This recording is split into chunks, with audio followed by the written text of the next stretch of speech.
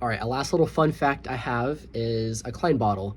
So if you haven't heard about what a Klein bottle is, basically it is it's more of an idea than a real thing because you can't actually construct it.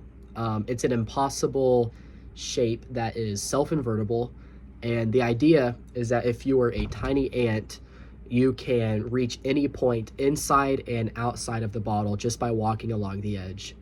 It is a very non-Euclidean shape, obviously, and it's non-orientable because there is no distinction between the inside and the outside of the bottle, which is very hard to understand because if you can look at it, you can see, okay, it goes inside at the top. But the way the shape works is that the little section where the loop comes back up, it's not going to go through the shape.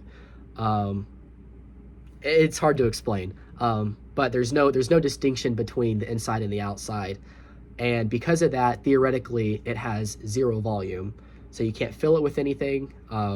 So honestly, it's a pretty useless bottle, but it's very interesting because the way Felix Klein created this was by imagining taking two Mobius strips and then putting them together. Most math majors and most physics majors should know what a Mobius strip is. It's the little thing on the right side, that little orange and red strip. But basically, all the edges are connected, and you can kind of walk along the edge and hit every edge, and that's how you get it. And this just goes to show what mathematicians and physicists were really trying to do with geometry, really trying to stretch the limits of what you can do with rigid bodies and with shapes.